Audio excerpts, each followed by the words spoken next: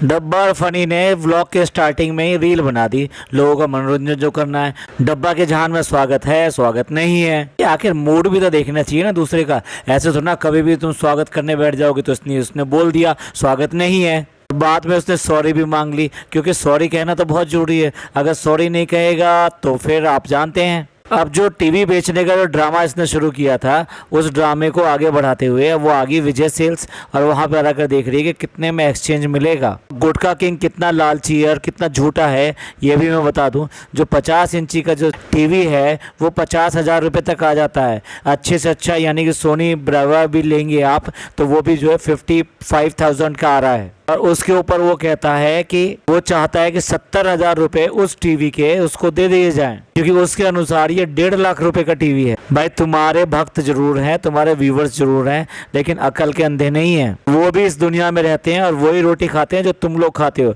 ऐसा नहीं है कि आप किसी को भी कान पकड़ के ऐसे बेवकूफ बना दोगे। और लालच की भी हद होती है भाई। अब इनको रेस्टोरेंट के लिए एक फ्रिज चाहिए, वो फ्रिज को ही देख रहे हैं और फ्रिज में भी वो ऑटोमेटिक फ्रिज देखना चाह रही है कि जो हाथ आगे करो और अपने आप ही खुल जाए। फर्स्ट ऑफ ऑल तो ये है कि कितनी बचकानी बातें होती हैं कि अभी रेस्टोरेंट खुले हुए कुछ दिन भी नहीं हुए और इनको फ्रिज जो है छोटा पड़ना शुरू हो। डेफिनेटली इनको तो अकल है ही नहीं, लेकिन इन्होंने किसी प्रोफेशनल को हायर भी नहीं किया, ना ही किसी प्रोफेशनल से एडवाइस ली कि कितना बड़ा फ्रिज आएगा, कैसा फ्रिज आएगा, ओवन होना चाहिए तो उसकी क्या कैपेसिटी होनी चाहिए, उसके क्या फीचर होने चाहिए, खासतौर से रेस्टोरेंट को देखते हुए। इसी तरह से बहुत सारे इक्विपमेंट आज की डेट में ऑटोमेटेड इक्विपमेंट आते हैं जो कि बेसिकली वहाँ की किचन में यूज़ होते हैं।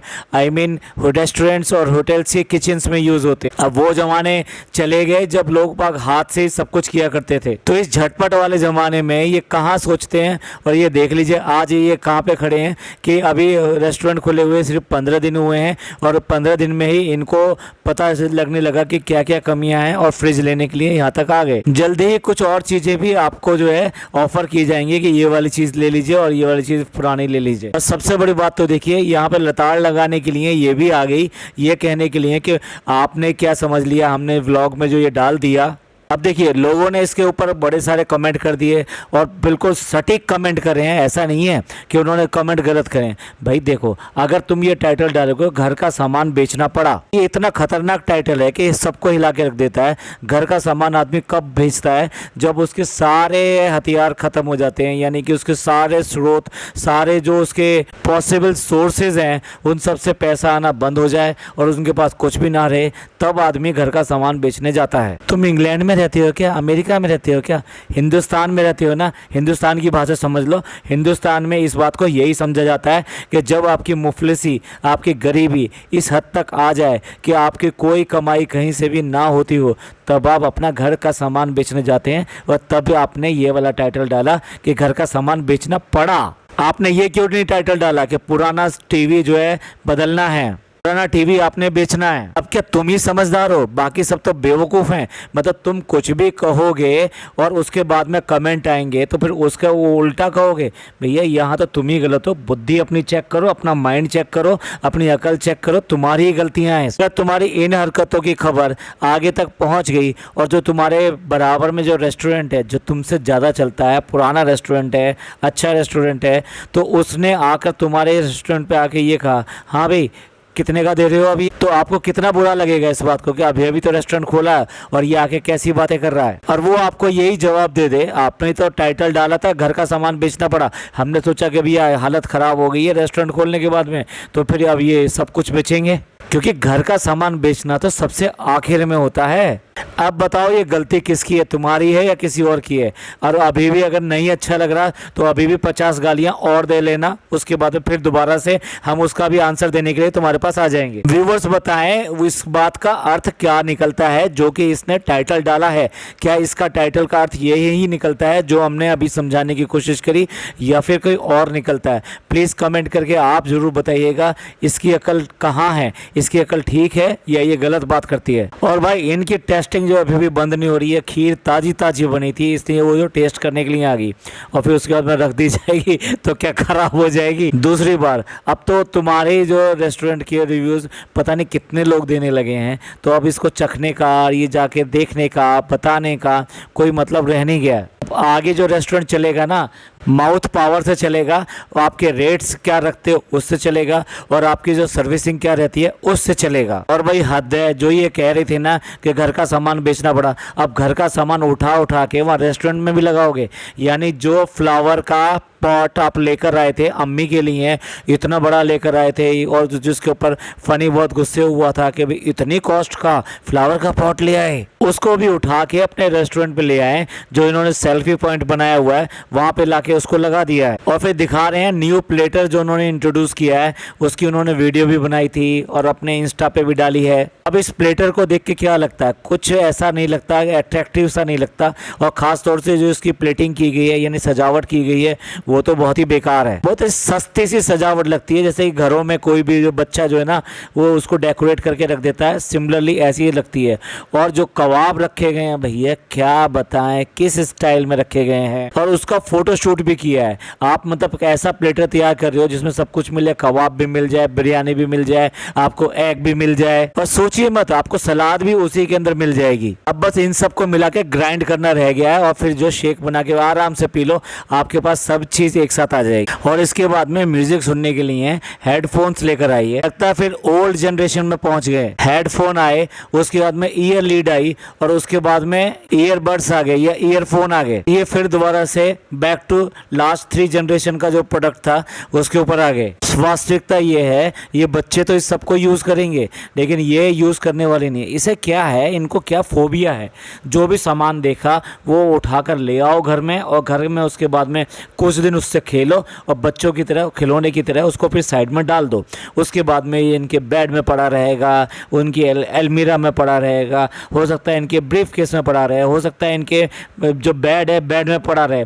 उसके बाद में फिर फनी को सपना आएगा, और फनी के सपने में आके कहेगा कि हाँ वो तो मैंने बेड में रखा हुआ देखा है, उसे निकाल के लाओ। फनी भाई क्या आप चोरों का भी पता बता सकते हैं? तो फिर बहुत ही आसान होगा कि मोबाइल किसने चुराया, घर में चोरी किसने करी। आप क्यों बेकार में जागते रहते हो, इतने ज्यादा मेहनत करते रहो, आप तो सोते रहा करो और बढ़िया बढ़िया सपने देखते रहा करो। जबकि बच्चे अच्छी सलाह दे रहे हैं कि टीवी जो बेचना नहीं है ये किसी को दे दो। पता है कि माइक से यानी हेडफोन से नॉइज रिडक्शन हो जाता है, उसके बाद में भी उसको टेस्ट कर रही है कि पढ़ाई में मन नहीं लग रहा, तो तुम्हारा लेकर उसने पहन लिया, उसको यूज कर रही है तो देखा नहीं जा रहा। अब भाई तैयार हो जाइए बहुत सारे बर्थडेज देखने के लिए, क्योंकि अब तो मैनेजर का भी बर्थडे आ गया है, तो इसलिए 12:15 बजे बुलाया गया है। कितने बजे? 12:15 बजे, क्योंकि बर्थडे जब भी होता है ना सेलिब्रेट, तो रेस्टोरेंट की मालकिन जो है ना वो जा रही है वहाँ बर्थडे मनाने के लिए और विश करने के लिए। रेस्टोरेंट में और भी 5-7 आदमी और भी होंगे, तो कुछ और बर्थडे भी जल्दी आपको देखने को मिलेंगे। अब भाई देखिए जनाब भी जो है अपने जितने भी लोग हैं उनके बहाने बहाने से बर्थडे दिखाते रहते हैं, तो इसने भी सोचा कि भी कुछ बर्थडे हमें भी ऐसी मनानी चाहिए, कम से कम व्लॉग में जो है कंटेंट तो मिलता है। और ये क्या, आप तो जितनी भी व्लॉगिंग कर रही हो, जितनी भी शूटिंग कर रहे हो वो अपनी मोबाइल से ही कर रहे हो। वो कहाँ गया वो कैमरा जो सपने में खोज खबर करके निकाला गया था, जिसको देखने से सामने से ही दिखाई देता था कि क्या क्या शूट हो रहा है। सारी नौटंकी होती है और कुछ नहीं होता है। बहुत अच्छी तरह पता है सपने में आई हुई चीज़ों का ये नहीं होता कि वो वास्तविक होती हैं। अब 12 बजे की ड्राइव को ये कह रही है कि मेरे को ड्राइव पे जाना है। वही है जो सास ससुर के सामने जिसको टाइम नहीं मिलता था बिल्कुल भी अपने काम से, उनके साथ में टाइम स्पेंड करने के लिए। भाई कितनी ढोंगी और कितनी ड्रामेबाज है, कितनी बहानेबाज है ये। और भाई हद की बात है, मतलब वो जो है फनी जो है मॉर्निंग में बिल्कुल एक तरह से कहना चाहिए 50% कपड़े पहन के खड़ा है, वो शॉर्ट में खड़ा है, साथ में बनियान है उसके बदन पर, और उसके बाद में भी कैमरा लेके उसकी तरफ करके सारी व्लॉगिंग कर रही है। देखिए ये स्क्रीनशॉट क्या हाल है उसका, और उसके बाद में भी उसको शूट कर रही है। अभी देखिए एक तरफ तो आवाज लगा कह रही है कि ब्रेड अंडा खा लोगे, दूसरे शॉट में इतनी ज्यादा अपसेट है, ऐसा रोना सा मुंह बना लिया, एक अंडा उससे टूटकर नीचे गिर गया है, तवे पे घी जले जा रहा है जले जा रहा है, उसमें धुएं उठ रहे हैं, और उसके बाद में वो जब उससे ऑमलेट, तो रोने वाला चेहरा बनना देखिए जरा उसका। अब आप जो इतने सारे लोग मेरा व्लॉग जो सुनते हैं, आप ही बताइए कि आपके अंदर किचन में कोई अगर आपसे कोई गड़बड़ हो जाती है, कोई चीज़ गिर जाती है, तो क्या आपका भी ऐसी मुंह बनता है? क्या आप भी ऐसे रोते हैं? क्या एक मैच्योर हाउसवाइफ की तरह उस चीज़ को डील करते हो? प्लीज़ अपना कमेंट जरूर कीजिएगा इस बात के ऊपर। अब देखिए यहाँ फिर अगेन जो अपने ही जो है पचका करती है और अपने ही जो है बदनामी करती है, बोल रही ये कि पिज़्ज़ा ने फिर दोबारा से टेडी को उठाकर जो ना बिस्तर पे रख दिया है, और साथ साथ ये भी कह रही है कि उसने रूम को साफ़ कर दिया है। और साफ़ रूम कितना अच्छा लगता है, मतलब इससे अपने रूम की सफाई भी नहीं हो पाती, जबकि घर में अब तो कोई नहीं है, अब तो यही लोग रह गए हैं। सारे जो बाहर के लोग थे सब चले गए, सिर्फ कृष्णा है, पता नहीं वो भी अब आज की डेट में रात को वापस आता होगा या उसको भी बोल देती होगी जाओ और रेस्टोरेंट में सो।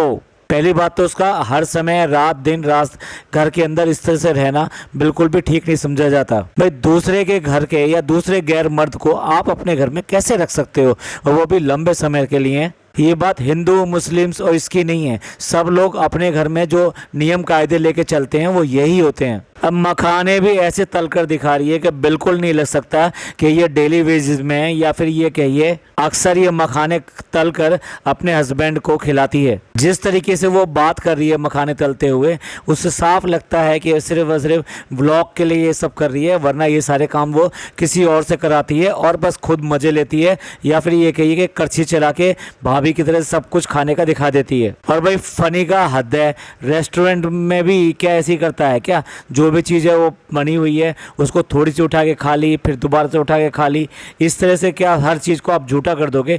इससे पहले भी महाराज मैं इसलिए कह रहा हूँ कि महाराज जो लस्सी बनाते हैं जो दुकानों पे होते हैं, तो वो महाराज जो हैं उन्होंने लस्सी बनाई घर के अंदर, और उसको टेस्ट करने के लिए मेन लस्सी में से ही लिया और उसी में वो चम्मच और वो सब चीज़ें डाल दी, यानी कि वो पूरी लस्सी आपने एक तरह से झूठी कर दी। अब भाई ये तो घर की बात है, ये तो रेस्टोरेंट में जो खाने लोग आते हैं वो क्या सोचेंगे ये सब चीज़ें देखकर आपके व्लॉग में, कि आप किस तरह की हाइजीन मेंटेन करते हो, और ऐसी हाइजीन अगर रेस्टोरेंट में मेंटेन कर रहे हो तो तौबा है तौबा है। अब देखिए कितने दिन पहले इसके चॉकलेट्स बने थे, चॉकलेट्स के मोल्ड जो हैं क्या अब तक भी ऐसे रखे हुए थे, वो अब जाके धुले हैं। बस इतनी ही हाइजीन मेंटेन करते हो अपने घर में? भाई अपने आप ही कह रही है कि अपने आप ही जो मखाने हैं वो काले होते जा रहे हैं। भाई कुछ तो तुमसे शर्मा रहे होंगे, और कुछ मखानों ने वो कॉस्मेटिक्स यूज नहीं किए होंगे जो तुम बार बार आके उनको प्रमोट करती हो, तो इसलिए वो हो गए काले। आखिरकार फनी को ये सब हरकतें देख के कहना ही पड़ गया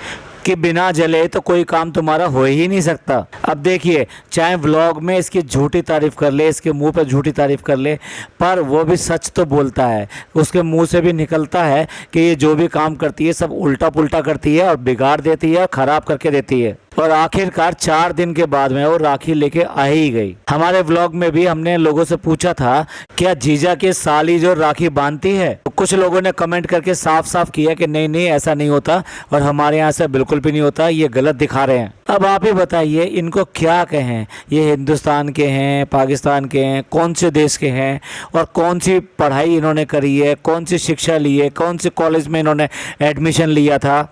जो उनके टीचर होंगे ना, अगर वो इनके व्लॉग देखते होंगे तो अपना माथा पकड़ते होंगे, ये कहते होंगे भैया इनसे जो भी इनके क्लास के सर्टिफिकेट दिए थे ना वो भी सब वापस ले आओ।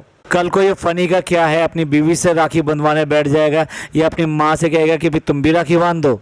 और जो इसकी बहन है, जो सगी बहन है, उसको एक बार भी याद नहीं किया रक्षाबंधन के ऊपर, इतनी सारी बातें कर ली। भाई उसको याद ही कर लेता, उसको कम से कम कुछ कोरियर से ही भेज देता, रक्षाबंधन के बहाने ही भेज देता। जरूरी था ये कहना कि भाई रक्षाबंधन की वजह से भेज रहा हूँ? बोल देता कि मेरे को तुम्हारी याद आई, यहाँ पे रक्षाबंधन चल रहा था, मुझे तुम्हारी याद आई, मैंने इसलिए आपके लिए ये भेज दिया। और अब भाई गाड़ी चलाने की बात हो रही है कि भैया गाड़ी चलाना सीख लो, तो सीखने के लिए भैया डब्बा हाजिर है, तो इसने तो गाड़ी चलाना सीख लिया।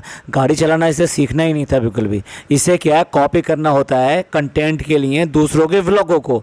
तो जो पाकिस्तान में इसकी बहन है, जो ये सारे काम करती रहती है, इस तरह की चीज़ें दिखाती रहती है, उसी की इसने कॉपी करी, उसी टाइम पे कॉपी करी, क्योंकि वो भी गाड़ी चलाना सीख रही थी।